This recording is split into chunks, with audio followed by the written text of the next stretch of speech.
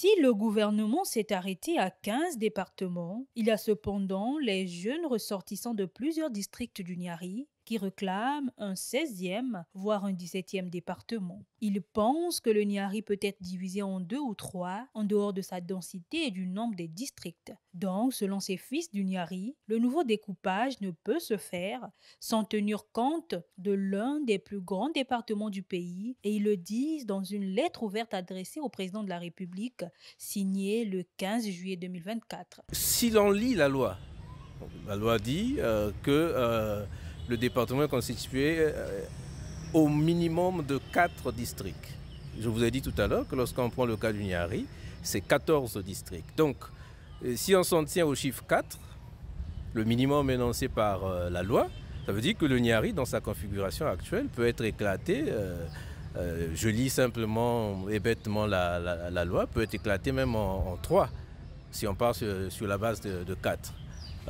Et peut-être, si on veut resserrer un peu, à la limite, c'est 2. Cette recomposition géographique, qui s'appuie essentiellement sur le renforcement d'une administration de proximité, serait un atout pour ce vaste territoire qui couvre 10% de l'espace Congo, selon les signataires de cette lettre ouverte. Nous rappelons simplement les règles, les principes qui ont été énoncés par le gouvernement, à savoir la loi qui prévoit qu'un département comporte au minimum 4 districts. Lorsque vous prenez le cas du Niari, c'est 14 districts.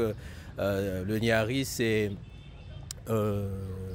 deux communes de plein exercice du point de vue administratif, avec pour chaque commune 2 arrondissements respectivement.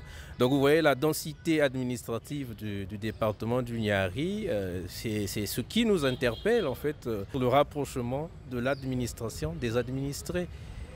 Et il y a à ce niveau-là donc un meilleur suivi pour les pouvoirs publics, dans la gestion administrative des populations, dans la répartition équitable des services, des budgets.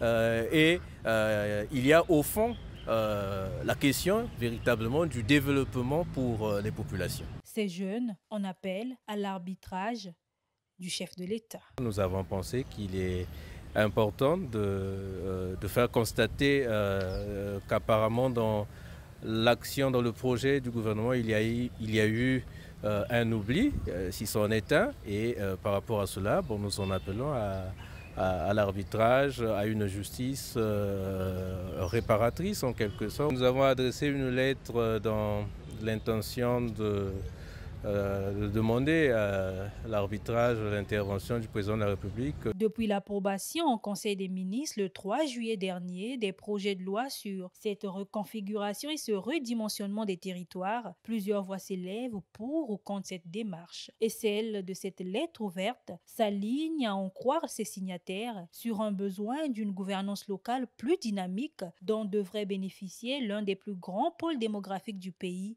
le Niari. Pour rappel, la nouvelle configuration territoriale du Congo prévoit la création de 3 autres départements sur les 12 existants, dont les départements des Plateaux et du Pôle.